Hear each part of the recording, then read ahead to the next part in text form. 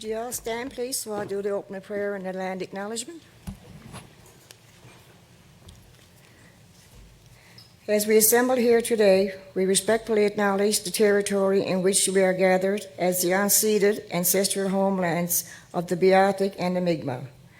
We also recognize the Inuit of Nunatsiavut, Nunaturavut, and the Innu of Nitessian and their ancestors as the original peoples of Labrador. I further respectfully acknowledge that the Indigenous people of our province, as the additional stewards of our life-giving lands and waters, the Indigenous people of this province has always believed that our land and waters is a place of healing, learning, and teaching. We must all be reminded that the Beothuk and its culture has been lost to us forever. We must also endeavor to ensure that no other culture will be subject to the same providence. It is all our responsibility to strive to create respectful relationships with all peoples on our collective journey toward healing and reconciliation. We must honor this beautiful land and its people together. Nukumek. God, our Creator, thank you for everyone here working for the government, community, sector, not-for-profit groups that are here serving the people of our community and province. We pray for blessings on their leaders and workers, support and guide them in the right directions, help them with their vision and mission statement as a guide to make a difference in people's lives. We also pray for business leaders in our cities to give them wisdom to make them aware of how they can help the less fortunate, to make doors open, opportunity for the people that can really benefit from this organization. Creator, today is the time to mark the important role to support each other by working together in finding a place where they can get help and a fresh start in getting their lives back together in a permanent place to feel secure, warm, and a sense of self-worth and hope for a better future. Sometimes in our lives, we will all need help in one way or another. Help us and protect our Creator as we all go through this life together in helping one another. Amen. Thank you.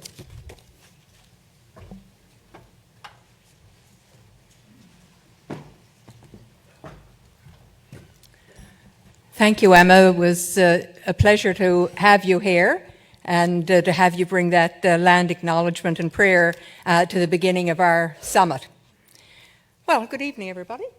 I kind of want to say, phew, we finally got you here, right? And it's been a lot of hard work for a lot of people getting us to this point, especially on a Sunday night. We had a little bit of some logistical issues we needed to deal with as we were planning this summit. Because as you know, one of the signature pieces will be the conversation that we're having with the Premier and some of his cabinet colleagues tomorrow as we launch the community sector work plan. The Premier was available on Monday morning, but we thought we'd like to bring some of you together before we actually had the session with the Premier. So our choice was Sunday night. So I'm delighted to see that so many of you have actually left your families or your football games or whatever else you typically do on Sunday to join us. I'm Penny Rowe, for those of you who don't know me, and I'm with the Community Sector Council of Newfoundland and Labrador. This is really a bit of an exciting moment for all of us, having this summit come together. In many ways, we think, well, maybe this is a new beginning. This is something new we're launching now with the community sector work plan. But as I was ruminating over where we've been over the last 10 or 12 years, it occurs to me that this is really not the beginning. It's really a culmination of a huge amount of work that has been done by an awful lot of people in our community. Whether it's people who are working individually with their own organizations, meeting their own missions, whether it's the work that CSC has been doing in convening and bringing people together, whether it's the kind of research and information gathering that we get every time we meet with any or all of you, it is that that's kind of brought us to the point where we can say we are ready to try to lift the community sector to the next level. And that, I think, is really what this is all about. It is about finding a way to position the community sector to make sure that what all of us who are associated with the voluntary, non-profit or community sector know and feel in our hearts, but in many ways is not really well appreciated collectively as a sector. So that's, I think, the importance of what we're trying to do here over the next couple of days.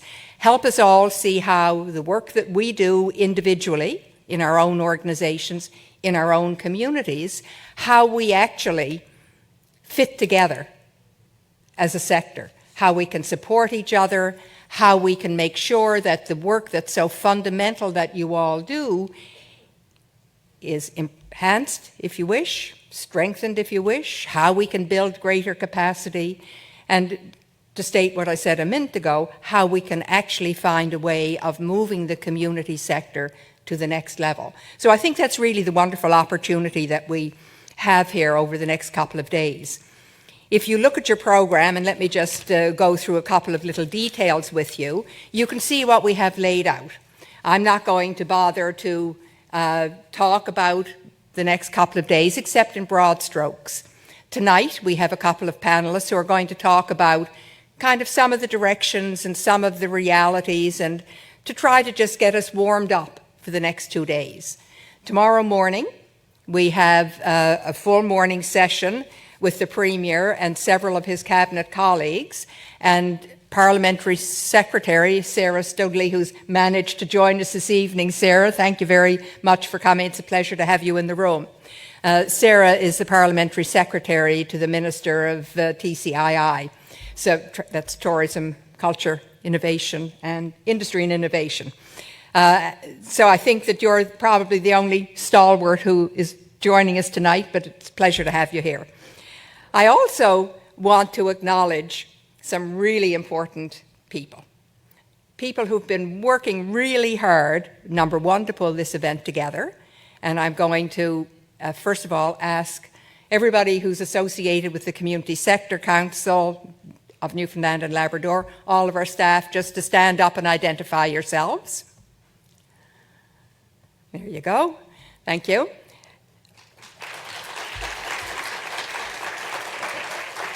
I'd also like to throw a huge bouquet to our colleagues who work for the Government of Newfoundland and Labrador. Every once in a while, I think we hear criticism of people who work inside of government.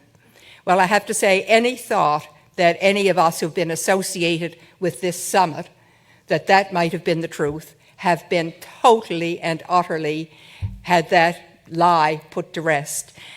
We've worked with a fabulous group of people led by Katie Norman, Kelly Day. I'm not sure, Katie, if any of your other colleagues are here, but I'd like to have you all stand up so we can acknowledge you.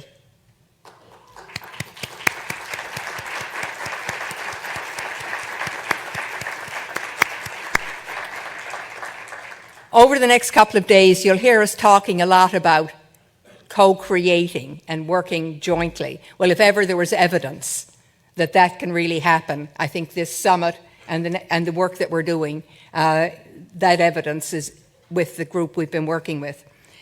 Finally, I want to draw attention to a bushy-tailed, really fabulous group of community sector leaders who banded together about 10 years ago at another event, not unlike this, which we dubbed New Thinking for the Next Decade. And at that event, we called for people who'd like to sit on a community sector working committee. And that committee has been doing extraordinary work over the last few years. It's gone through a number of iterations and it's kind of morphed. We started with a small nucleus of people, and every time we want to increase that committee or change the committee, we always do a public call for expressions of interest so people can put their names forward.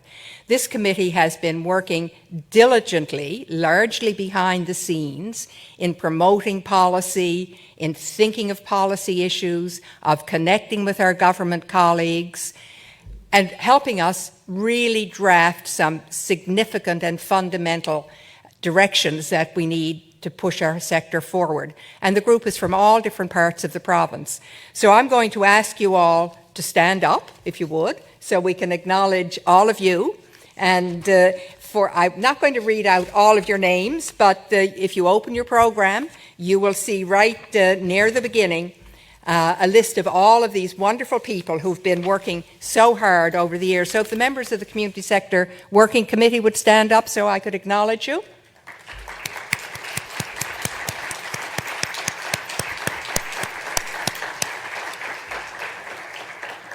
So the group represents a whole variety of organizations, which means we have really excellent input into the thinking and the work that we've been doing. They represent craft councils, youth groups, service groups. They come from different parts of the province. And I think that has been the reason why we have attained the place that we have finally arrived, where we're getting all the different elements of the community sector brought to the table as we think about what it is we want to do. The main purpose of our discussion tonight, and I'm going to ask in a couple of minutes our two guests to come to the stage. We have two presenters. I'm delighted that we have the opportunity to have colleague Bruce McDonald, who's with Imagine Canada, joining us from Toronto. Welcome, Bruce. Bruce managed to get in time to do what everybody needs to do when they come to St. John's. He managed to get to Signal Hill, and he managed to have a good cup of coffee at the foot of Signal Hill. So I understand he's revved up and ready to go. And we're also going to have Sean Wiltshire join us after Bruce is finished. And then I want to engage in discussion with you about what the national trends are, what's coming down the tubes, where are the opportunities for us all to band together, not only from a provincial perspective, but with our national colleagues as well. Because many of the issues that we confront and discuss here in this province clearly are much the same as people confront and discuss in other provinces. The beauty of having Bruce here, I hope, is that Bruce is going to be able to give us a bit of an overview of what's happening at a national level, which of course takes into play what's happening in different parts of the country as well. So just in a second, Bruce, I'll call you forward, but I wanted just to say a couple of more things to kind of set the context, if you will, for the discussion we'll have tonight. And that is that none of what any of us talk about, whether it's at the Community Sector Council of Newfoundland and Labrador or through the community sector work committees, working group committees work, comes just out of our own heads. It's all based on what we hear and learn from all of you, whether it's through surveys we conduct, whether it's through convenings, workshops, whatever. So we learn from all of you all of the time. So it's really important that we hear from you over the next couple of days as well, so that you can help push our thinking further forward. So I'm now going to ask Bruce to come to the stage. Bruce, and by the way, none of us are going to be formally introduced, except who you are, because you've got a wonderful program, and thank you to those who compiled it. And everybody's bio is in the back of that program, so that you can read all about Bruce, and you can read about all of your other colleagues who will be speaking and helping convene these sessions over the next couple of days. So Bruce, welcome to Newfoundland. I want to inquire, is this your first time? No. Not your first time here. Not my first time. But your first time in this capacity as Chair, CEO Yes. of Imagine Canada? Yes. It's a real pleasure to have you here. Thank you very much for coming, and we look forward to your remarks. Thanks very much. Oh, good, we're on. Thanks very much, Penny. I'm absolutely delighted to be here. It's been a few years since I've had a chance to be in Newfoundland, and my first comment when I was coming in from the airport was the amazing amount of growth that I've seen since the last time I was here, and construction. And it sounds like it's been pretty steady, even though the economy at times is sometimes up and down. So what I want to do today is really take a few minutes and look ahead at some trends. But I'm going to start with just a bit of a story about the changing nature of social good. This is a guy by the name of John Porter. John is a small businessman in St. Catharines, Ontario, and he started this company called BarterPay. And effectively, what John's done is he's taken one of the oldest ideas in the world of commerce, the idea of bartering, and he's figured out how to make it work in today's society. Two of the big problems with bartering are that, I might want to have a trade here, but my trade item is worth $5,000 and his is only worth $500. So it doesn't feel right because there's an inequity. Or I want to do the deal right now and he doesn't need to move forward for another 6 months, so timing is off. But what John's done is he's created this thing called the barter pay economy, where companies can look at downtime, idle inventory, and convert it into barter paid dollars. And then that way, they can go into the barter pay economy, which now has 4,000 companies as part of it. And if they need a new website, they can use their barter pay dollars at the time and the amount that's ready for them. But what's interesting is that John, and I have to say, he's a living expression of his brand. I've known him for a couple of years. I've never seen him when he's not wearing barter pay material. He is like a walking billboard for his company. He's baked into it this thing called the barter pay it forward component of it. And so one of the things that he's done in his company is as they're going to companies and inviting them to join the barter pay community, they're saying, look, if you had all of this inventory sitting there that you were going to probably write off at 25 cents on the dollar, you now can get $1 for $1 of idle inventory. But why not take 10% of that and give it to the barter pay it forward cause? Then in turn, all those barter pay trade dollars are gifted to charities. And so, for example, here's Pathstone Mental Health Services, again in his hometown of St. Catharines, who this year was able to use barter pay dollars to buy almost $6,000 worth of wine for their big annual gala that they raise over $100,000 at. And as well, they just opened a community healing garden where people with mental health treatment can go and relax and reflect. And all the shrubs and the trees they were able to pay for with barter pay dollars. So the reason I mention this to you is I think one of the underlying themes that we're seeing across the country is what I like to call the changing nature of social good. And I'm going to talk a little bit about that. And the way, though, we like to do it at Imagine Canada is not to go to different parts of the country and say, you should do this and you should do that. I've worked for national organizations and provincial organizations my whole career, and if there's one thing I know in this country, there is not one solution. There are a multitude of solutions because every community is different, every province is different, the leadership is different, the business community is different, the social community is different. And so you're invited to find your place in the data and the story and go back and ask questions and say, are we mirroring some of the things that are happening across the country? Because some of those might be really good and some of them, you know what, we might need to be mindful of what's going on. So with that, I'm going to start with something called the social deficit. I'm not sure if you're aware that Imagine Canada has the good fortune of employing a chief economist for Canada's charities and nonprofits. To the best of my knowledge, it's the only position of its kind in the world. A classically trained economist who spends his time thinking about the economic contribution. And I know here in Newfoundland, you've done a lot of great work on that in terms of thinking about how this sector contributes to the economy. And one of the pieces of work he's come up with is this idea of a social deficit, where he was looking ahead and trying to forecast what the future of this sector looks like. And so a deficit basically is this idea, it's the gap between the rising demand for services that are provided by charities and nonprofits and the ability of society to pay for them. And what we're witnessing is this gap is getting bigger. And it's getting bigger for a variety of reasons. Slower than projected economic growth. We are a sector that is inextricably linked to the health of the economy.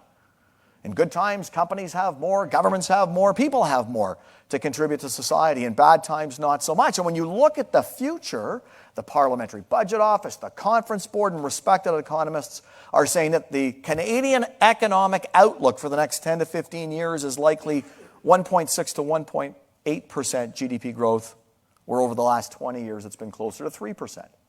So what does that mean for our sector if the economy, where we go for much of our funding, isn't roaring the way it has for decades? As well, this idea of rising income inequality. You know, it's interesting. I sort of like to use the old adage of the rich are getting richer and the poor are getting poorer. Well, what does that mean for our sector when the data shows us that the rich are getting richer and the poor are getting poorer? Well, when the rich get richer, do they give? Yeah, they do. But can they give enough to make up for that shrinking group in the middle? We're not sure. So supply goes down. Well, what happens when the poor get poorer? They come to you. They come for services. So demand goes up. It's kind of a bad math equation for our sector.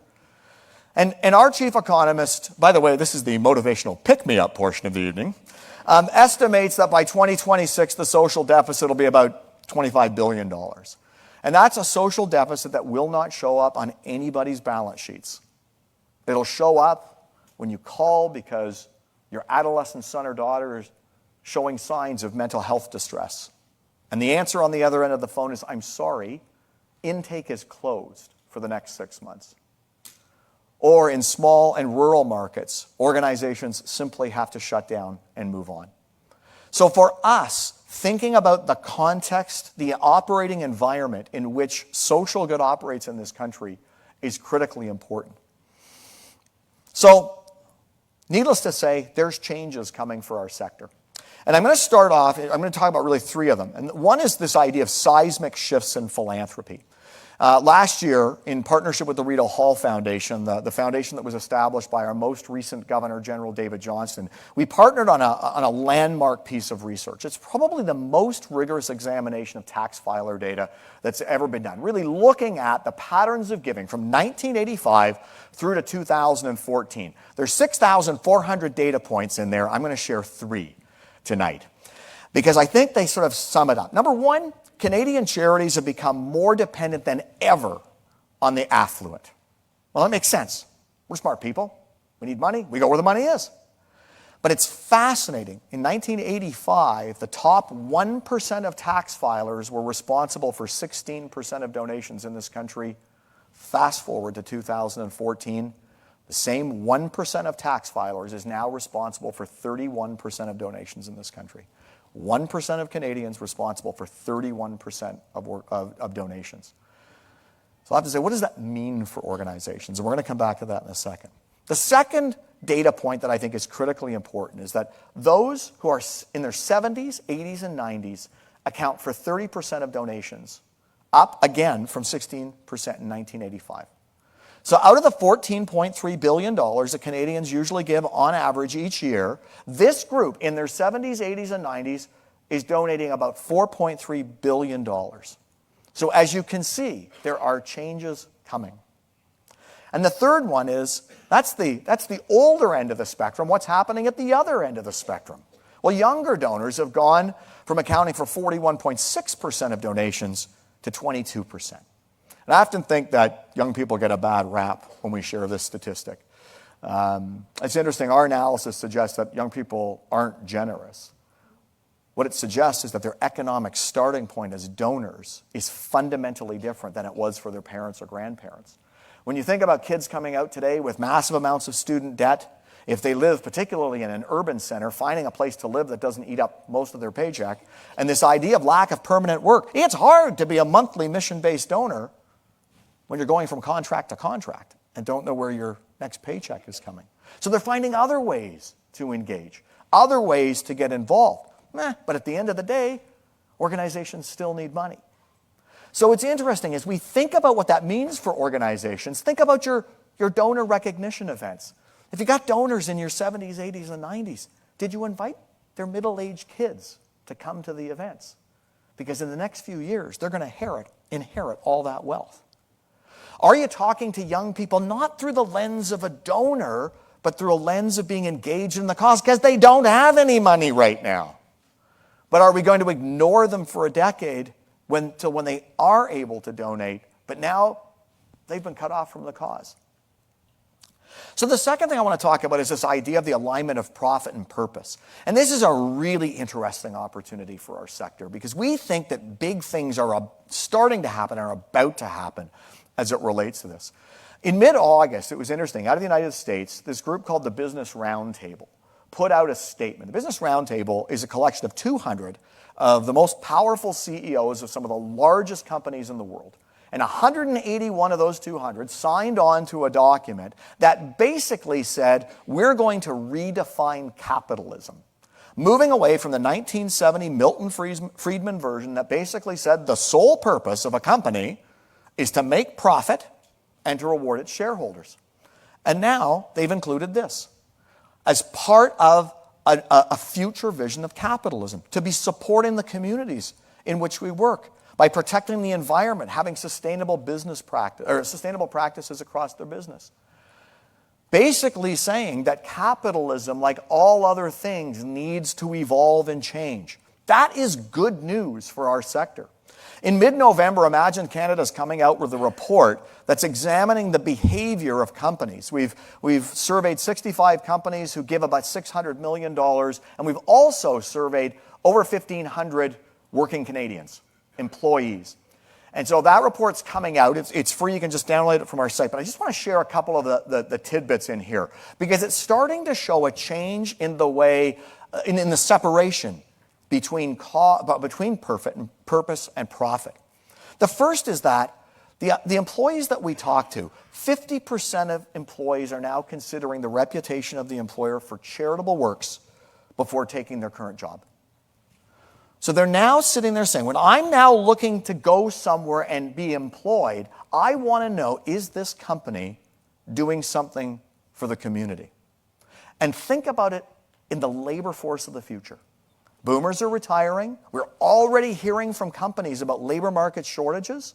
Well, if now young people are saying, I want to work for companies that have, that care about the environment, have ethical supply chains, are connected to the community, have volunteer engagement, employee engagement programs, and you're not doing it and you're not talking about it, you're not actually even going to be competitive as an employer in terms of attracting the workforce of tomorrow.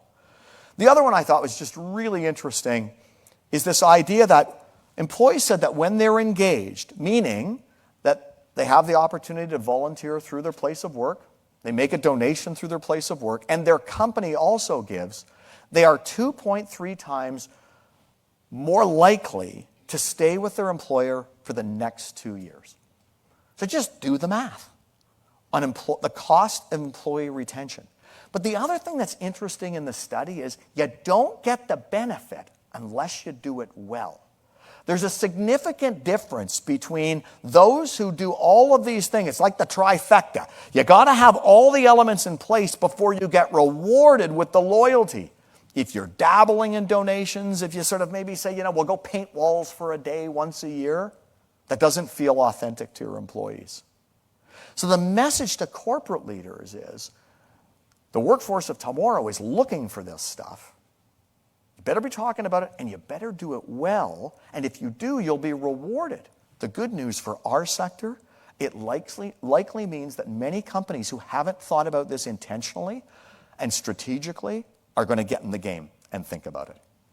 And the final thing I just want to talk a little bit about is policy progress. And I have to say, congratulations on this piece of work, The Way Forward. I get a chance to go around the country and talk with groups a lot.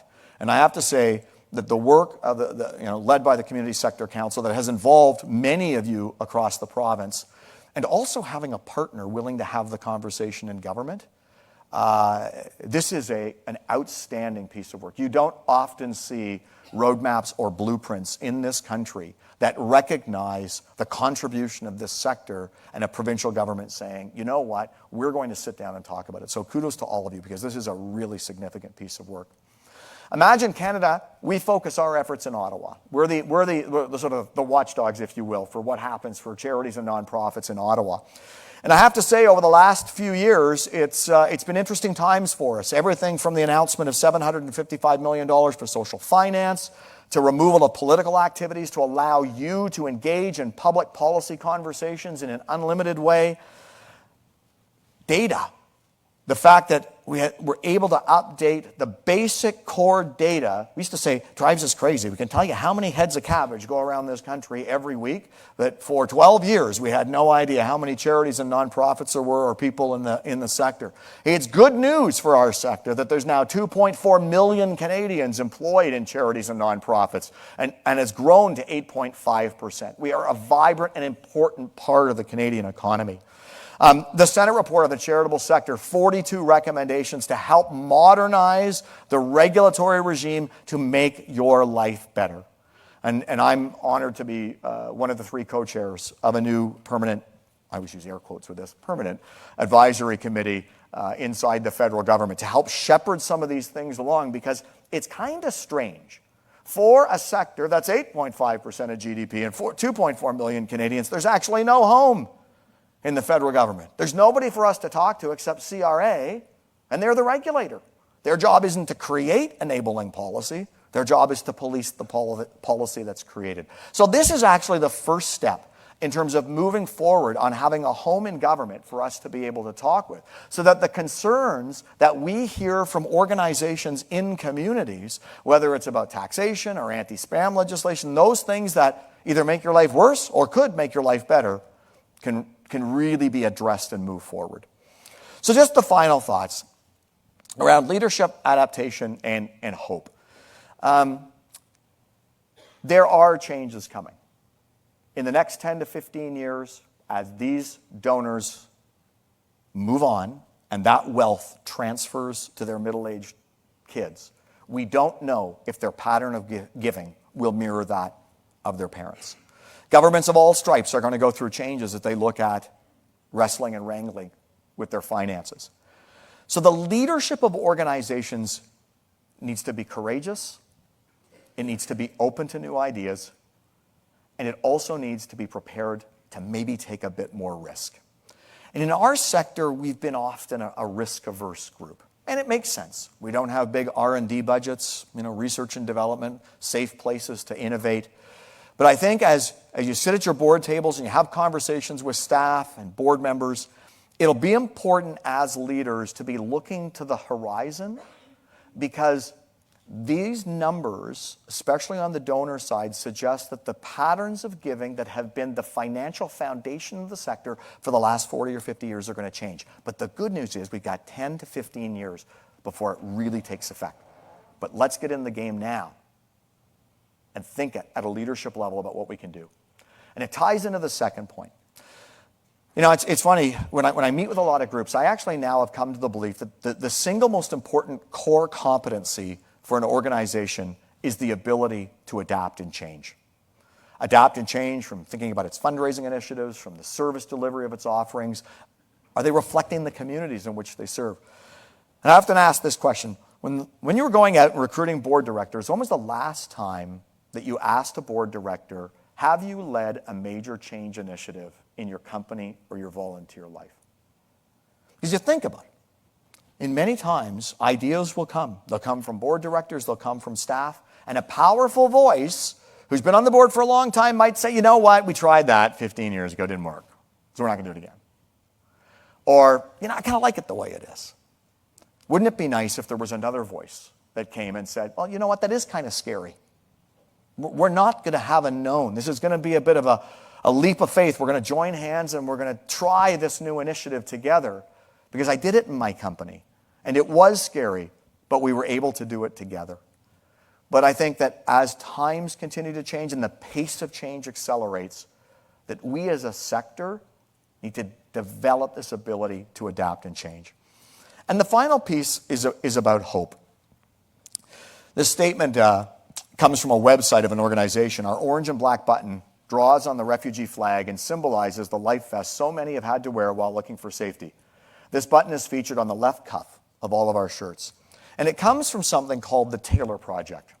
At the end of the Second World War, there was a huge shortage in Canada of skilled tailors in the garment industry. And so the Government of Canada created something called the Garment Workers Scheme, using a British term for program, where they actually partnered with the Canadian Jewish Congress, and they sent 5 Canadians in 1947 to displacement camps in Germany and Austria, looking for skilled tailors. And the government, together with the Canadian Jewish Congress, brought 2,500 skilled tailors and their families to Canada. Those tailors were guaranteed work for 1 year at equal pay in garment factories. They were given an allowance and a place for rent and accommodation, and they were given a loan to get started on their lives.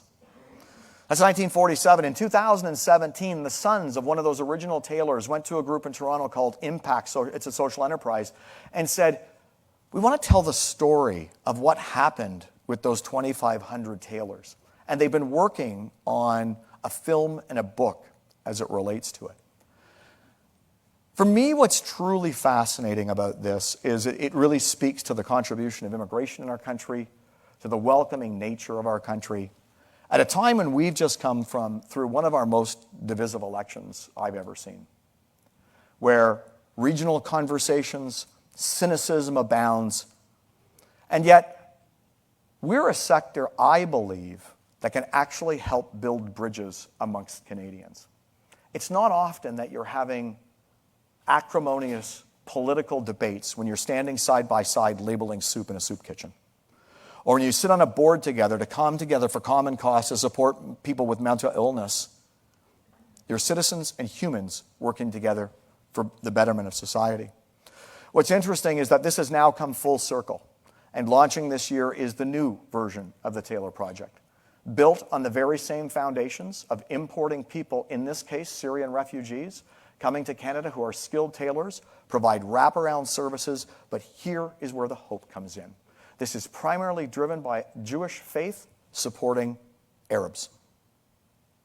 We are a sector that builds bridges.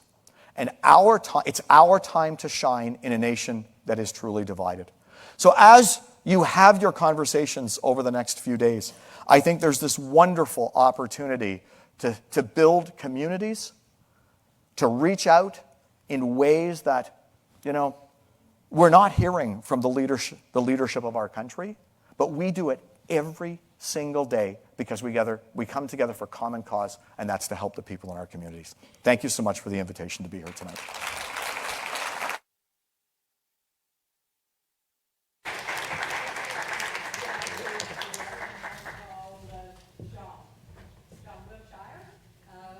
One of our community sector working committees and a real stalwart of the community sector and providing the level of services to care not only in Canada, but internationally. Internationally, I've had the opportunity through my work in Newfoundland and Labrador to be able to work in Bangladesh, Nepal, and India for the last couple of years. So my job here tonight is to help frame some of the conversation. It took me quite a while to find an accelerating sign because Penny had sort of gotten to one speedometer. Before coming here this evening, I was discussing the speech at the office, and of course, as everybody says, Sean, don't be too charming, too witty, or too intellectual, just be yourself. It's really important when we have a conference like this gathering, this information sharing, finding solutions together, working with our partners. There was more than a fair number of conference calls to get this organized. And I can tell you that a conference call is one way you can learn how to say goodbye to 12 people 37 times. There have been hundreds of hours poured into these meetings. There will be hiccups, there will be delays. It is part of the conference experience. Please be patient with everybody here. And if you can't, come find me. We'll go for a smoke. No, seriously, I'm lonely out there. Once upon a time, the not-for-profit, every decision was made over the ashtray in the bar. Now we're the social pariah. As I look out over the crowd, and not everybody is here this evening, so don't worry, there are many more people coming tomorrow. You are a fine fall collection. You are a collection of people from across the province, and I guess that's the point. These are serious times, and challenges face our province every day. And every day, we get up, stand up, and make a difference. I often have liked to have said that we are the stitching that holds the fabric of society together for the betterment of all. So I know that we've had some broad statements from Bruce, but if you were able to take those statements and hone in, we want to make sure that you kind of understand where we're going. There we go. So this is really about community putting together some of the pieces of the puzzle. Now, we've got a lot going on tomorrow. We've got the Premier, we've got a couple of ministers. So I'm actually going to have a couple of cautionary words. For your cell phone tomorrow, can you please turn it on vibrate or turn it off and tell your office where you are? I'm a firm believer that cell phone karma is a real thing. So you remember this video tomorrow when somebody's phone rings. Can I have some sound? Can we have more sound?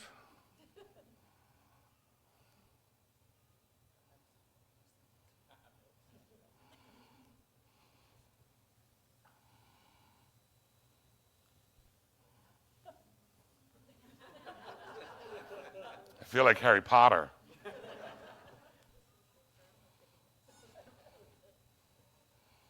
And it's not going to work? Okay. There we go. Well, how much are they asking? Well, that's a lot of money for a deck. Well, I hate to tell you this, but you're getting robbed. Did you hear me? You're getting robbed.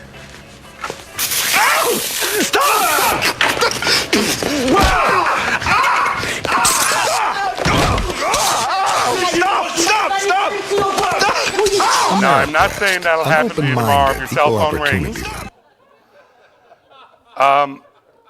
So Bruce mentioned it, the demographic change in our province. And this is something that actually surprises me. Because if we reflect back on where we've come from, you can all remember when Penny was involved with the Strategic Social Plan.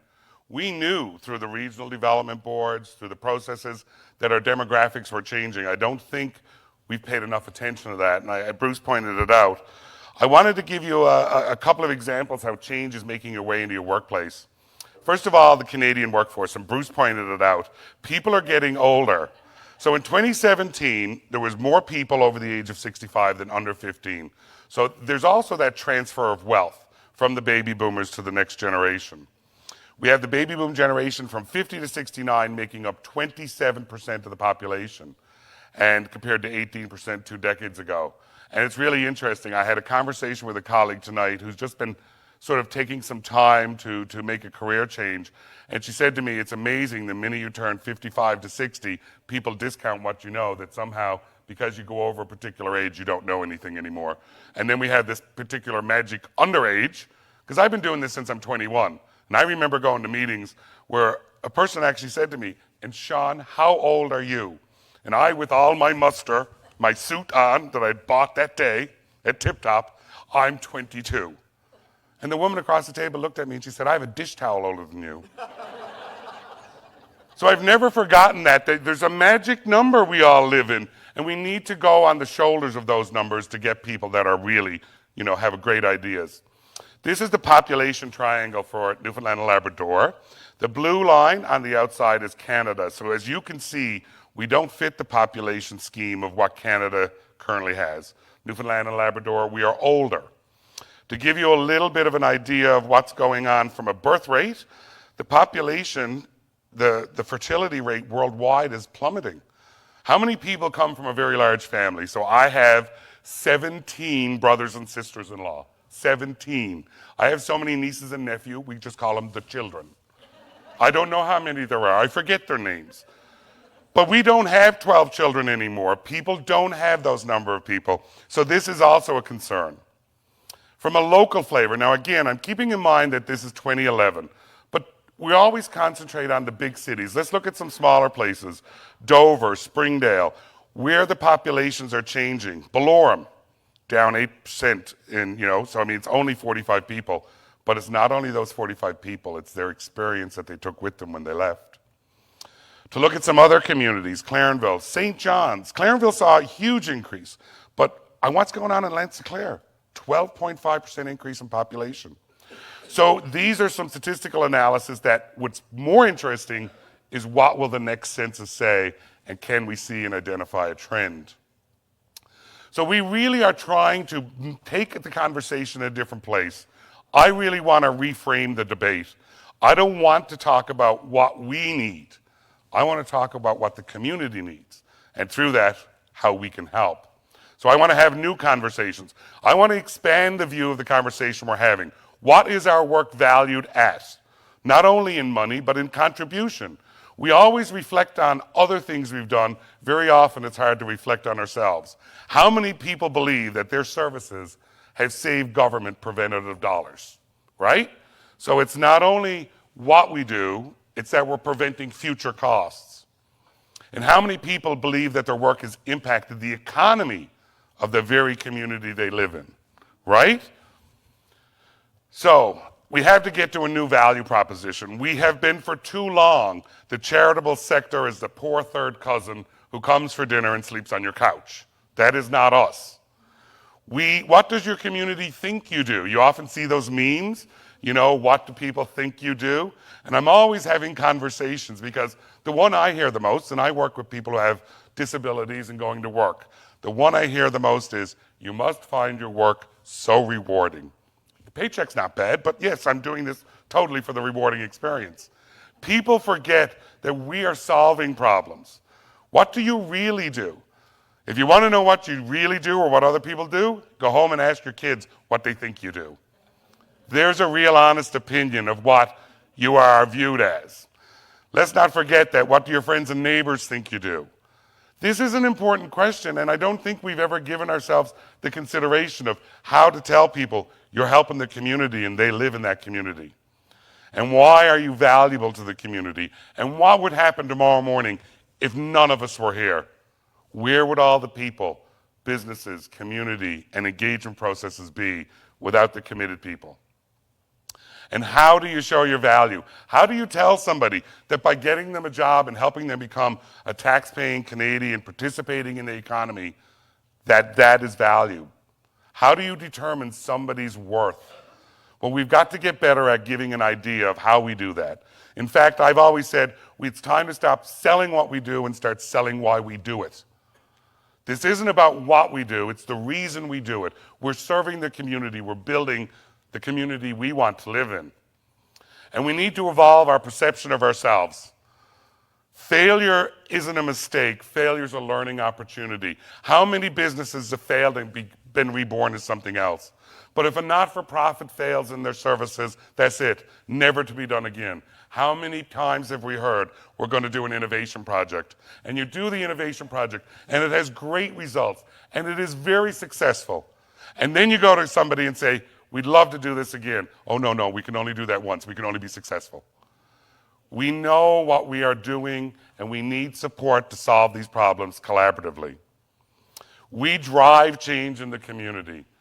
You don't always believe that yourself, but these next couple of days, that is what this is about. How do we learn to drive change? How do we learn to take the information that Bruce and all of the people here over the next couple of days have been giving and turn that into something useful for us? One of the challenges is that we speak a different language. I personally speak 3 languages. I speak regular not-for-profit, I speak federal government and provincial government, although not fluently. But when you're working with your partners, sometimes we get lost in translation. We may be saying the right thing, but they may not be hearing the same thing, and it goes both ways. Das hier ist mein Sektor. Das hier ist das wichtigste Gerät des Küstenwächters. Das Gerät und das Gerät. Überlebensradar.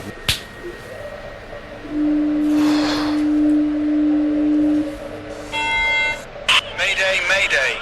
Hello, can you hear us? Can you hear us? Can you... Over. We are sinking. We are sinking. Hello? This is the German Coast Guard. We are sinking. We're sinking. What are you thinking about? So very often, many times you can go and have a conversation with a funder or a partner. You may be saying the right thing, they may not just be hearing. So we have to learn to have better use of our language and how we're communicating with people.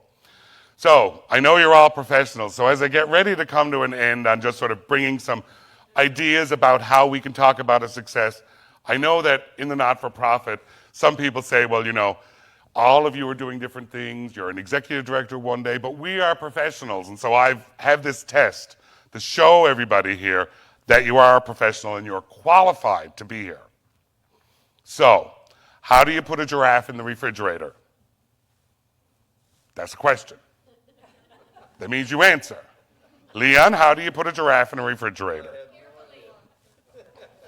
It's as simple. Open the refrigerator, put the giraffe in, close the door. Now this questions whether or not you do things simply or in an overcomplicated way. Okay. How do you put an elephant in the refrigerator? Oh, you're not in charge of anything, are you? Open the refrigerator, put the elephant, and close the door. No. Take the giraffe out of the refrigerator you put in there a minute ago. So this tests the ability for you to think through the repercussions of your actions. Okay. So this is the Lion King, or as I like to say, the alternate Lion King ending. How come that never happens in a Disney movie? So the Lion King is hosting an animal conference. All the animals attend except one. Which animal does not attend? The elephant, because he's in the fridge. Okay, so this tests your memory. Okay, if you haven't answered one of the first 3 questions correctly, you can still show your abilities. You have one more chance. So, the river you must cross has crocodiles inhabiting it. How do you manage to get across the river that's infested with crocodiles? Oh, now you're getting answers. Okay, you're getting pretty good, but no.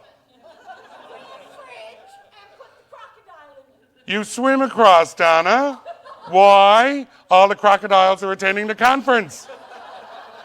This tests whether you learn quickly from your mistakes. Ladies and gentlemen, Donna Butt. I thought it was related to the refrigerator. We'll have a conversation later, Donna. Ladies and gentlemen, time and change are 2 things that are very often difficult to control. It takes awareness, it takes planning, it takes action, and of course it takes maintenance. We don't want this to be the end. This is the beginning. These collaborative partnerships, these meetings, this opportunity to learn from each other, this is just the beginning, and we have to continue to focus on that. Social evolution drives economic change. For years, we've been saying we need to reach critical mass. What is critical mass? When knowledge, demand, the need in the economy and community come together to demand something change. And I can give you a dozen examples. LGBT rights. When people came together and said, not my brother, not my sister, trans rights, disability rights, women's rights, communities responding to reconciliation. It's when these things are coming together that we demand change happen. So this is the point we need to be at. And that change is taking place. Where does innovation come from? Everybody wants to be innovative. It's not Amazon. You can order a lot of things, but innovation isn't one of them. Actually, innovation comes from us. Diversification and inclusion in our communities, in our businesses, in our not-for-profits, that brings us innovation. We've learned a new set of eyes offering a solution to the problem is very often what we need. That's what we do. We help build those bridges that make our communities better places to live. Something new, something unfamiliar, throw caution to the wind and dance like nobody's watching. We only get one chance, and we want to make sure that not only do we do this, but we have fun.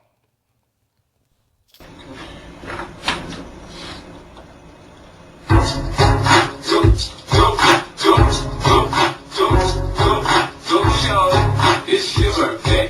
We gon' party like it's your birthday. We gon' sip and party like it's your birthday. And you don't give a fuck if that's your birthday. Honey.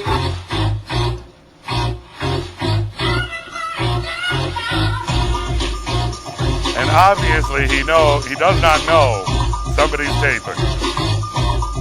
So when you get in your meeting, be the person who dances like nobody's watching. He's pretty good. He could have tried those moves out on George Street last night. probably did.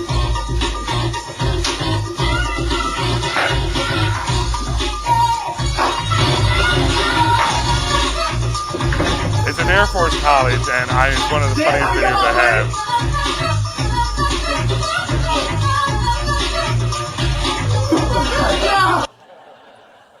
So your job is tomorrow to try and have some fun and relax and not take ourselves too seriously.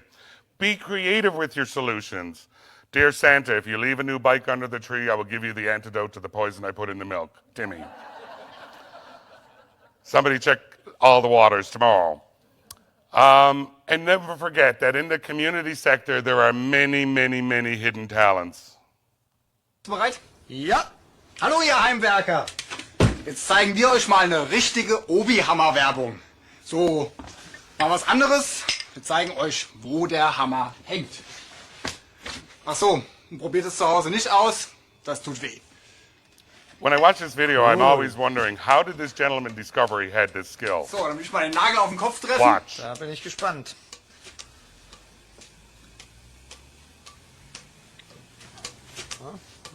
Wahnsinn, ey, Wahnsinn, ich halt's nicht aus. Ich pack's nicht. Wahnsinn! Super! So there are many hidden skills, I'm sure, amongst you all. We might try this out tomorrow. Penny, how's that liability insurance? So, ladies and gentlemen, over the next 2 days, you will think how you can formulate a plan for your organization. There's going to be a lot of exciting information presented and discussed, where you can collaborate and think about solutions for your organization and your community. But remember, a plan is an outline. Things will change. Compromise is okay. When people say to me, I'm compromising, is that okay? The response should always be, we should learn that the challenge is to make informed decisions and not feel like you're making sacrifices. This is what our goal is over the next couple of days, to build that response. Thank you for the work that you do. For many years, community sector and not-for-profit work wasn't taken up by government, so communities banded together to survive by working with people in their community to find solutions. That leads me to one of my final points. The best lessons I ever learned were from Sesame Street. Who are the people in your neighborhood? And I've said this many times at meetings. Look around the people here today. If you don't know them, get to know them. They are more like you than you can ever imagine. They are as passionate about their community and their systems and their processes as you are about theirs. And let me say to everybody in the room, the not-for-profit is a career. I've had one for 28 years, and I've been lucky enough to work with some amazing individuals. Thank you for the work that you do, for your passion, because it makes you believe in what you do. Thank you for your frustrations, because they cause you to make change. And I want to thank you for your willingness to come and share your knowledge with others over the next couple of days. The most important thing is you have a couple of days with your colleagues and friends, have a little fun, and do the unexpected, except tomorrow morning when the Premier's here.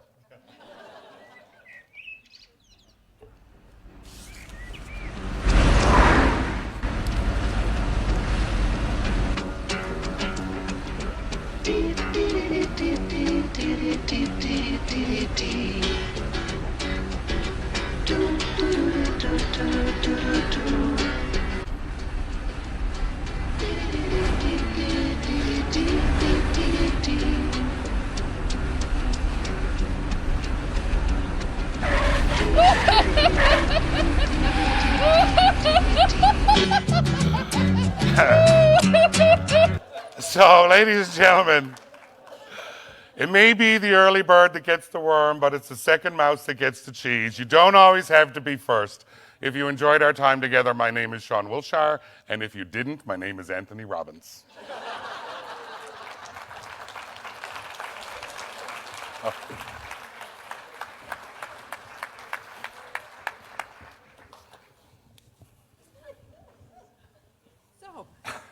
I'm wondering what you two might want to ask each other or talk about, or have you said all you want to say? I'm actually really interested in the giving piece. I think that that's a real concern, not only in time, but in dollars. And I think some of the changes of, young people and how they give. And I'm really interested to hear some more a little bit about that. Yeah, one of the things I always find interesting in this conversation is to figure out where generosity gets learned. You know, it's interesting when you look in this country in 1965, half of Canadians self-reported as going to a place of worship once a week, and that's now 10%. And when we have talked to people who give, they often say, I learned to give by watching my parents put an envelope or money, or they gave me some to put in. And we now kind of live in this value of invisible giving. People go online late at night to put their credit cards on. And we've actually talked to kids who don't even realize they live in families that are generous because there's no way for them to witness it. So as we think about where the future of generosity is coming, I think one of the questions we've got to be asking is how can we actually make it visible so people see it? Because it is happening. Like, that's a great part about Canada. But, you know, to use a good sports analogy, our farm system's drying up. Because people just don't go to church the way they used to. Yeah. Yeah. So I'm wondering if anybody has any point of discussion they'd like to raise with Sean or with Bruce. I have a question, though. How many hours do you spend watching foreign language commercials? So actually, my spouse speaks 4 languages, so there's a multitude of them there. So it's more of just a luck thing. I always have to get him to listen to him, though, in case you're not saying something I shouldn't have in the presentation. Right. You got to watch it. I'm just curious about. I'm curious about individual donations that people would make at Dominion or somewhere like that, and the company gives the donation. Is it matched? Isn't it matched? Where that fits into the whole donation piece. Yeah. Well, in terms of that $14.3 billion that I mentioned, that includes receipted and unreceipted donations. So if they're given a toonie, you know, a Salvation Army kettle or a Dominion or whatever, people are self-reporting that they're making that contribution. As it relates to sort of matching from corporations, that's one of the programs or mechanisms that we are seeing on the rise. So as companies now are sitting down and saying, what can we do to be a partner in our community as they're thinking about their programs, more and more of their programs are being developed by the employees themselves. So it's no longer just the CEO who says, I've got someone in my family who suffered from this and therefore our company's going to support it. And what we then see is the employees saying, well, if we've got a little skin in the game, why don't you put some in too? So we are seeing matching donation programs rise. Hi, my name is Colleen Kennedy, and I work with Gross Moor Property Association. And you talked about the youth inheriting the parents' money in that. What I'm thinking about is the youth debt, though. I mean, our parents didn't have the same debt loads as the youth do today, so how did that factor into our future with regards to generosity and giving? Yeah, this is actually one of the more troubling trends because it's funny. In this case, it will be middle-aged youth that inherit from their 80 or 90-year-old parents. And this same study looked at each of the generations at the same point in time as donors. You know, what was the silent generation, baby boomers, Gen X, Gen Y, and millennials all like at the age of 30, 40, or 50. What it showed us is that each generation is getting successively less generous. And I think there's a variety of factors there, but we are concerned that when this wealth transfers, that it might not get used to pay off their mortgage, pay down their own kids' student debt, or it's time to live a little. Time to take that nice trip or buy that nice car that you've been wanting to do for a while. And there's nothing wrong with that. But it's one of the reasons why we're really inviting organizations to think about if your donor ranks look like this, if you've got a lot of aging older donors, what are you doing to reach out to their kids? We've actually just gone through this in my family where my father-in-law passed away about 1.5 years ago. My wife is power of attorney. And it's interesting. He was a very, very generous individual, but they're not the causes that my wife subscribes to. And those causes had never reached out to her. She has no connection to them, no affiliation to them whatsoever. And so if your donor ranks look like that, it might not be a bad idea to have a good brainstorming session about what are we doing for the middle-aged kids of our donors who currently don't give us anything, because we may be at risk of losing those donations. Question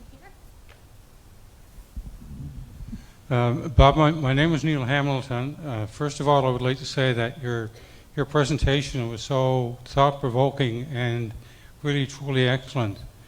You mentioned that the Community Council right now in our province will have a seat in an advisory role to the provincial government. So I have a question that leads to how can we get the other provinces on stream across Canada so that we can work together?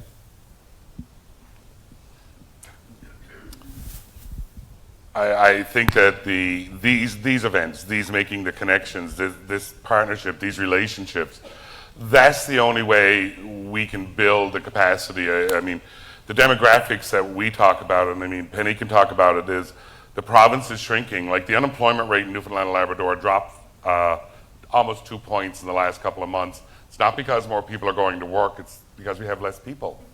So it's you know, this is a disconcerting.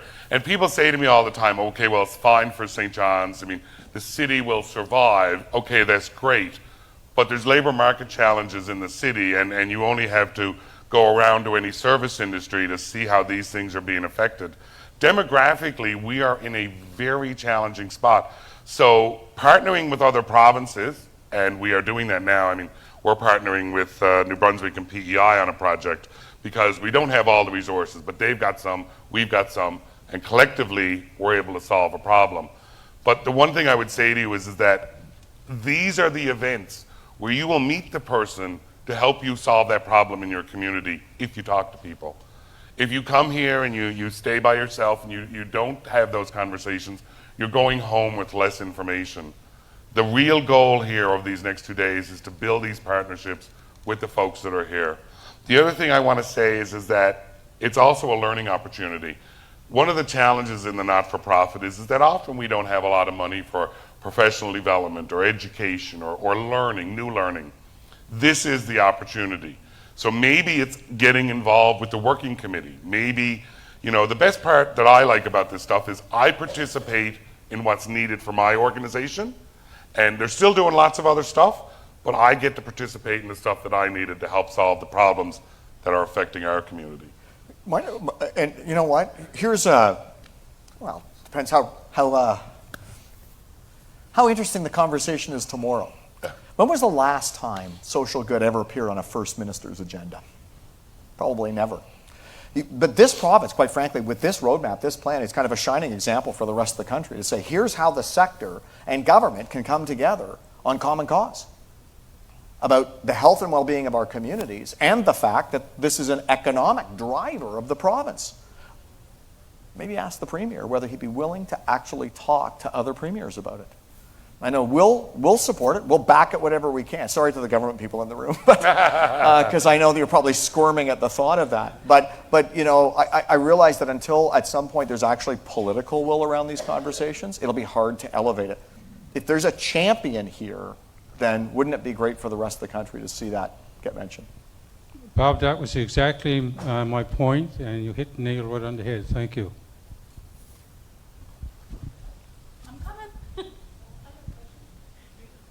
Do you need that? To identify If it's a question about a fridge, it's to him. Hi, I'm Donna. I know the chair is rocking. There's probably no answer to this, so it's kind of like an observation. Maybe there's somewhere you can try. I have often talked about looking, and I noticed that you had finance as part of one of your things there in your presentation, of being able to adjust what nonprofits pay for in HST and so forth, and be able to, for example, one of the things I do is I operate a theater company in Trinity, about 3 hours drive from here, a very small community. And so if we could take we're forced to charge the HST, it's a 13-14%, it's a lot of money, right? We're forced to charge that on every ticket. So that puts the price of our product higher immediately. I'd love to know if there's a process. Is there any way to start the process of negotiating that point? And if you didn't have to charge it, at least if you charged it, but you were able to reinvest it back into the activities, like in our case it would be to extend further into the fall so that we can keep people working and serve our community better. Is there any way to go about doing such a thing? You want to write the Minister of Revenue because I understand. I understand what you're saying, Donna, and that the key here. One of the challenges with social finance and social enterprise with government, and this one as well as the last one, is they're very hesitant. I mean, Bruce, to change the definition of charity, and I mean, I remember meeting with the Minister of Finance to talk about this, and they were just not on. We are not. This is not our direction. So it's I don't know how you would negotiate something like that. Yeah, well, and I would say there's just as many in the sector that don't want to change the definition of charity. But I'm going to sidestep a little bit because that's a particular idea. The challenge we've had at changing this kind of approach, and I'll only speak for the federal government at the federal government level, is that, so first of all, the Ministry of Finance views that any of those kinds of things cost the federal treasury money. So in a sense, it's kind of a subsidy to the sector, and often they say, and I think it's warranted, the federal government is already subsidizing through the charitable tax credit and other things this sector. So what's the benefit? And more importantly, how do we rally to this stuff? So I've been with Imagine Canada for 5 years now, and I was with operating charities, the Y, Big Brothers, Big Sisters, things like that in my career. And one of the things that I have observed is that we do not succeed in our public policy initiatives because they divide and conquer.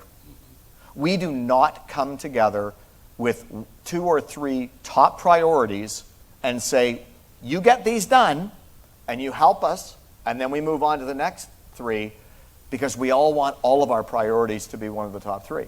And then if we don't get it, we sit it out. Well, there's 86,000 registered charities in this country. There's 2.4 million employees. Well, we don't need all of them. But if we got 500 or 1,000 at a time, to actually go back to Ottawa and say, if you did this, it would help us in my community, we'd get something done, regardless of whether it was a specific HST. But we have got to figure out as a sector how to come together on policy initiatives, or we will just continue to be frustrated. Bruce, I know that you're, as you said, co-chairing the new Permanent Advisory Committee to CRA. Just tell us what you really think that's going to achieve. Well, since we haven't had our first meeting, I don't know yet. Well, I do know one thing, though. There's an interesting, and I don't mean this in a bad way, there's an interesting tension already arising. So there's a... But I would say in the way it's been shaped.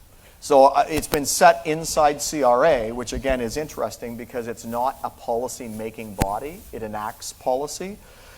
So it has a very specific terms of reference, and you can already feel the committee members chafing because they want to push the boundaries of that a bit and say, how can we look at some of these broader issues, not just the guidance that's put out by CRA? So I'm actually hopeful that that there will be some priorities that we can coalesce around, and B, that we've now got a foot in the door so that maybe it's the Ministry of Finance that we need to talk to, or ESDC or others, that this group can act as a gateway and a shepherd to start moving these things through government. I think, Dave Smallwood, I think my question follows from that. Are we anywhere close to getting any of the Canadian political parties to recognize the need for a minister or a department responsible for the not-for-profit sector? Have we developed any closeness to that in any of the 3 parties? So I think we're getting much closer. For 2 reasons. One is that the Senate report that I mentioned, a home in government, was one of the recommendations. But here goes back to my earlier point. There are currently 4 organizations shopping 4 different homes in government. A minister, it should be embedded in the Privy Council office, a department inside of Industry Canada, and a secretariat. So if you were government and you had the sector coming say, well, we can't even agree, why should they do anything? We have got to get our act together, but I'll tell you one thing, and we had we're an apolitical organization. We speak with all parties, and we've been having conversations with the sitting Liberal government during the last 4 years. We've been actively reaching out to Conservatives when in opposition. And I have to tell you that the home and government issue is the one that resonates with most because it makes the least sense. And they go, I don't get it either. So I think there's an appetite, at least to have the conversation, if we can get together on the recommendations. Just to follow up on that, Bruce, there have been provinces that have indeed named a minister, named a secretariat within government, and often the sector doesn't like that very much. That's correct. Because they think it undermines their ability to work with individual departments. So I think it maybe comes back to your point about how do you come up with the top 3 priorities, which is that cross-cutting, important kind of policy making, but which is never really speaking to the individual mission or what makes people passionate about the organizations they're with. I mean, it's not very sexy stuff to do, this kind of cross-cutting, foundational kind of work. So our new slogan is, we're proud to be dull. Because that is the kind of work that we do. But it's one of those things where you're right. If we're able to find and embed in government something that lasts, because one of the vulnerabilities of a minister is that the next government might not choose to have that ministry. So, well, that's a vulnerability of not only a minister, it's programs as well. Yeah, absolutely. Yeah. So that's why you need to work, I guess, more solidly, frequently. I don't mean you individually, but with the bureaucracy, which is kind of the permanent policy home. We have another question over here. Yes, Fraser Pickett. I'm with the Newfoundland Labrador Association for Community Living. And I guess you were talking about the tax credits, the Minister of Finance and CRA and so on, and also on the social deficit that is there or coming. There is an opportunity for, I guess, what we would refer to as a social surplus. And it's unfortunate that in a group like this would be fantastic that the message does get out there. In our country, right now, or within Newfoundland and Labrador, there are 28,800 people that have disability tax credits. There are only 1,680 that have registered disability savings plans that was implemented by Jim Flaherty, the late Minister of Finance. And of those 28,000 they're leaving on the table money that's there from the federal government, more than, without putting 1 cent into their RDSP, just simply opening an RDSP, those people who have it, over $200 million. If you take it a step further and get them to invest that money and open that money, the number that you're looking at in this province, I'm not talking about across Canada, that number would blow my mind completely, but in this province, that would represent over the investment term of over $4.5 billion, that's with a B, dollars, in the community of only 28,000 people who have a disability and who are presently carrying a disability tax credit benefit. So I'm not sure what you've heard about that particular area, but how does our community entice and say to those individuals that are out there, only 1,680 right now have it, how do you now get those other 26,000 to say, take the money that's sitting there for them? Wow. I'd not heard those numbers before. Yeah. That's the first time I've heard that. That seems like an opportunity missed.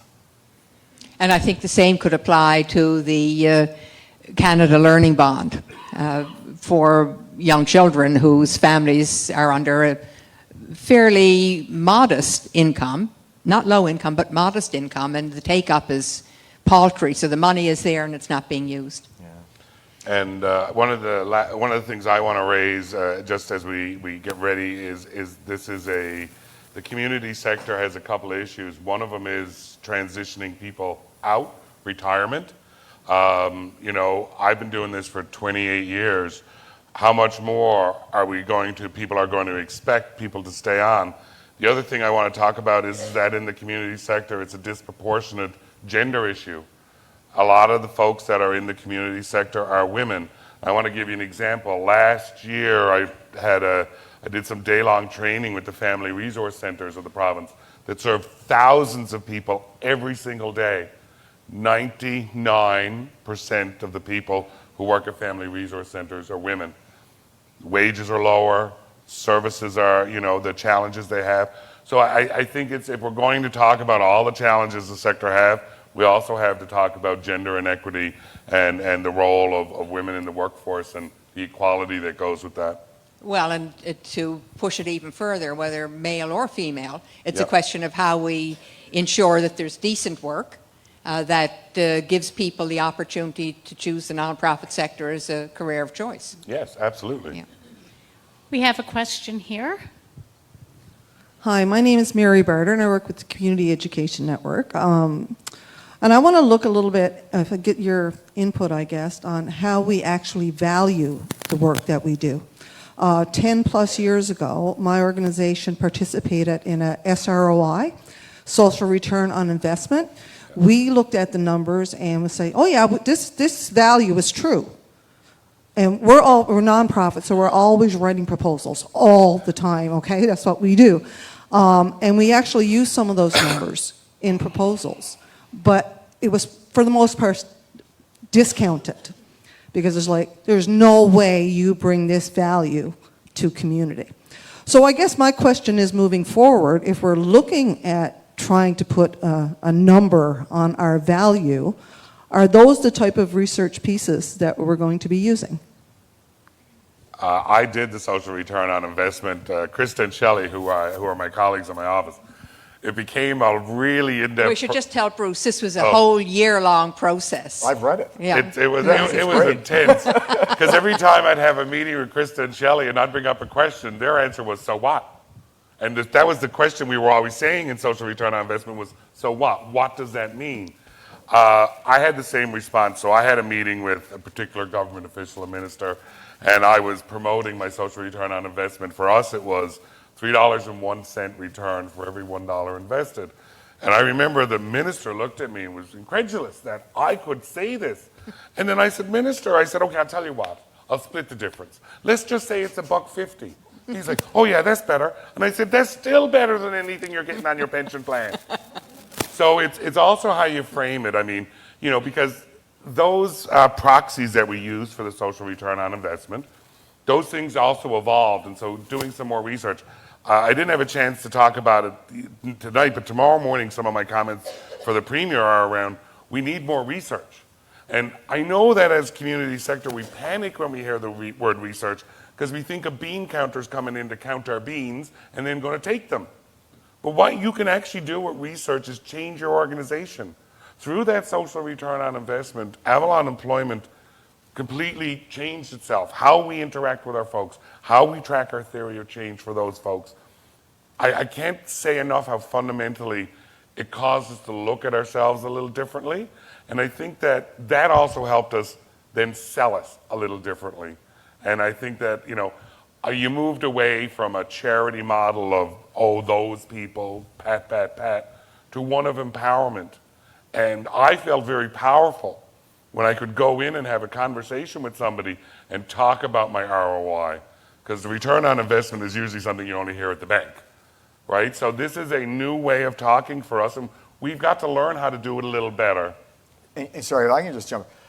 I'm amazed, actually, at that response. I having been in the sector a long time, I had the exact opposite response.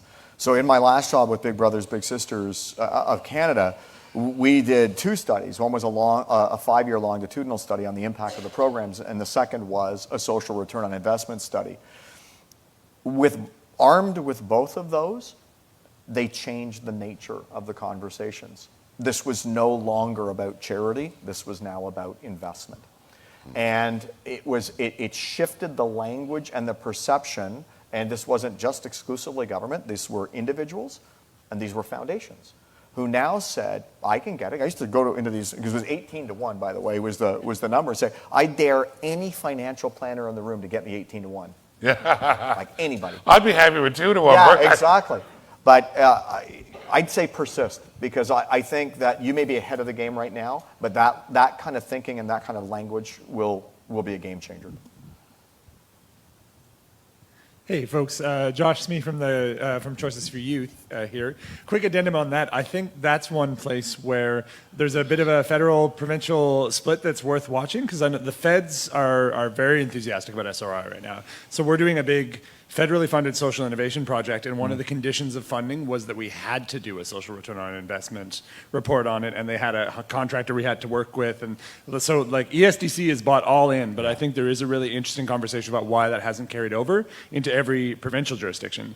But that's not really what I wanted to ask. I was just thinking about labor force things, and we're talking about the social finance money that's going to flow, and one of the things that kind of keeps me up at night a little bit is thinking about how do we bring the type of people into our organizations that we can really seize on those opportunities. Because I don't tend to work with a lot of people who have a lot of experience with debt financing or with managing what is much closer to sort of business operations, complex investments, social impact bonds. It's a skill set that we're thin on the ground, and I don't really feel like we have the recruitment pipeline into our sector for some of the skill sets that we're looking down at in the next 2 years, but even next 5 or 10, right? So I guess question would be any tips on where to go and how to recruit the folks we're gonna need for what we know is coming?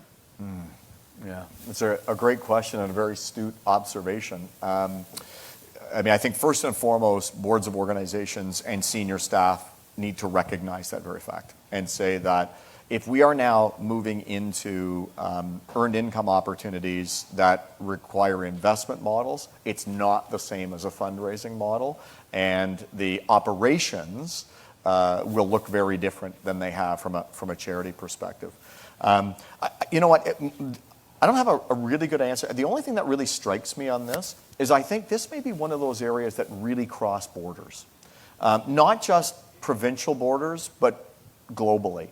So, you know, we see in the UK and other parts of the world where some of this thinking has been a bit ahead of Canada. And I think there are places for us to go and learn some of this in terms of how are we attracting those kinds of people into a sector that they haven't traditionally found themselves. The other part that strikes me are corporate incubation areas. Because in many cases, what we're seeing are young people who are more attracted to the idea of social purpose business or social enterprise than the word charity. So they're actually already naturally streaming over there, but they also have this incredible social streak. We may be able to get them back into our sector, but under a different way of operating, as opposed to just, you know, we want you to come and be a fundraiser. It's not turning their crank at all. On the other hand, we want you to come and guide our social innovation efforts. It's a totally different thing. But I think it raises the really interesting question around the way in which many funders, whether it's governments, whether it's corporate donors, whether it's individual donors, who don't really want to be funding that core part of an organization. People want 100% of their money to go into a program, and yet how do you run a program unless you have the really well-qualified people? And for those of us who've been around for a while, we've seen the eligible percentage for administration and operations be decreased. So I think there's a double problem here, Josh. One, it's about where do we find the people? Well, part of that is being able to make sure that we provide decent work, decent wages, look at pensions and all of those kinds of things so we're competitive. But it's also the way in which the funders see us and the absolute refusal in many times not only not to meet a good quota for administration, but where they'll simply not pay any staff time at all. And I've arrived at the point now with some corporations and with some foundations where I simply say, if you're not willing to talk to me about paying for people, then our conversation is over. We don't want another brochure. We don't want something that we can't make sure is going to benefit the people who we really want to benefit. So I think we've got to stand up for ourselves. But at the moment, my concern is that some people are not fighting the battle. So we're not together on some of these big issues, which is the point you made at the beginning of your comments, Bruce, that somehow we've got to find a way to really take these things on collectively. But having said that, I think we need to acknowledge that many of our organizations are not staffed. And so that in our sector, our labour force is not just about those people who are paid. Our labour force is also about the unpaid labour force. And we need, obviously, to find ways of making sure that we're supporting that adequately as well. I'm going to see one more question and then perhaps we'll wrap. I just want to pitch one thing. I've said this for years, and I know, Katie, you're here, so it's not directly to you, but I've always been challenged by working with my colleagues and my friends in government, them understanding kind of what I do and me understanding their challenges. I've always wanted to have an exchange program where somebody in the community sector can go in government and sort of see what it's working at, give me some understanding to what your challenges are, and then you come out with us. We'll show you what we're doing. That level of understanding and communication, I have been trying to get people to buy into. Now, you know, one of the deputies in the Executive Council, when I pitched this idea to Becky Room, Becky kind of looked at me and touched me on the arm and said, "Oh, Sean, sometimes we need people like you in the community, not government."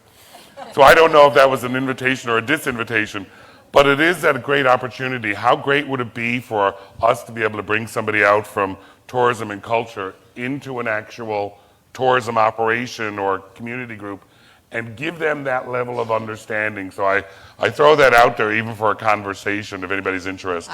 I do want to raise a bit of history around this. There was a wonderful initiative launched by the federal government about 10 or 15 years ago called the Voluntary Sector Initiative. And there was, in fact, a major component of that which did precisely what you're talking about, Sean, where people from the federal government, CSC, had the benefit of having somebody work with us. I think that happens more readily than us going into government. We've also tried it with academics. And we actually, at one point, had an academic have an office in our organization. And it was extremely successful because that person was not only doing his research, but was available to other people in our organization to help out. So I think we need to be a little bit creative here. But I'm going to make one final comment. The last step that was supposed to be taken in that voluntary sector initiative was training for federal civil servants. And that was a very much a joint process. And an assistant deputy minister was paired with somebody in the community sector. So I was paired with the assistant deputy minister of ESDC.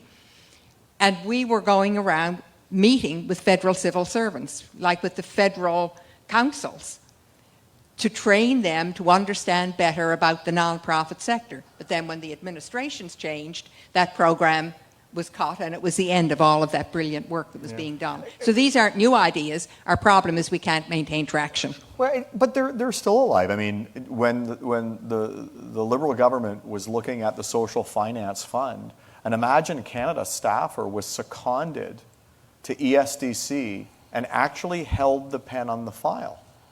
So we thought it was wonderful that someone who had worked in the sector was counseling from within government some of the nuances. Now the risk was, would she come back? And she didn't. And you know what? That was okay because we were going to lose her anyway. She was this dynamo that we just couldn't keep. But now we have great comfort in knowing that there's somebody in the government with influence over a key file for this sector who actually brings a sector perspective. So I think it goes partly back to this idea of risk too, because if we won't lend our people because we're afraid they might not come back, this won't work. It's called well, as long as they've had enough experience in the sector to bring that perspective. One final question here, then we'll wrap. Hi, Wallace Gregory with the Virginia Park Community Center. One of the things to your point, actually, around that whole business with Imagine Canada and stuff, I feel that we have passed the kind of pat identities as being charities and non-profits. I think we had to start raising the profile of community service as our mission, and maybe then get into something in an investment with the federal government like they did with Participaction, cheerleading the delivery of community service and how we do it in so many different ways across the country. You know, I find it very demeaning dealing with a lot of funding agencies that come from provincial governments in particular, and federal government. You know, they were mandated to provide these services through us and fund programs through us. And yet you still feel like you're 2 or 3 tiers down the road from access to a respectful relationship. You know, community service, I think, is going to become more and more of an issue across the board because governments have already proven that they can't do it. And to Fraser's point on the learning bonds and stuff like that, they tried it through the private sector. It didn't work. They didn't ask us, because I could tell you, most of us could have people lined up ready for it. It's the rules that other people put in place sometimes that get in the way. And we know how to resolve it. We're just never asked. That's all I had to say. Could I give you a non-Newfoundlander's perspective on that? Yep. You're going to have a premier and a few cabinet ministers here, not for 10 minutes tomorrow, but for a morning. I've never seen that. This is an amazing opportunity to change and evolve the very nature of the conversation and the point that you just raised. The fact that the most senior folks in government are prepared to make this commitment already sends a powerful signal that that is changing. And so now that what can happen is that can move out through the government itself because the signal is being sent from the very top. And that's incredibly powerful. And that's why I say kudos to you, because we're not seeing this in other provinces. This is a lead here. And it's wonderfully exciting to see. We do like to be leaders here in Newfoundland. Well, there you go. So that's going to be the final comment for the night. Thank you all for your participation and for joining us this evening. Bruce, thank you very much for coming from Toronto. Sometimes we rather... Say, I'm from Hamilton, okay? Well, we define... We're sorry. We define We're it so differently. sorry, Bruce.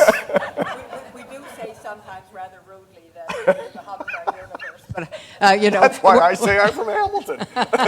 It's nice for you to be able to see some really good things happening in our province. It's one of the things that's troubled me for years. Sometimes we don't get out and about as much as we should, and so much of the wonderful work that so many of you are doing is not captured in the literature. We're not out at conferences and conventions talking about it, and so it's a real deficit sometimes when you are distant. On the other hand, I think sometimes it's a choice within our own organizations that we don't make enough investment in that kind of participation. One of the great gaps that I've seen in the last 4 or 5 years is there was a time when the federal government used to convene conferences and pay for travel and bring people together, and that day seems to have disappeared, which really creates some it's a void. unevenness across the country. Yeah. Sean, thank you for being your usual well-humoured and humorous and very committed individual. And Bruce, thank you very much for the work that you're doing at a national level. And I guess you've probably heard some undertones when you're doing your work. There are those of us who are a little bit further afield than some of the places might typically go. So keep in mind that there are people here who you can communicate with. Absolutely. And who are willing to participate in the work that you're doing. So thank you all for coming. Wait. Hello? Hello? Wait. Don't go yet. There we Oh, there we go.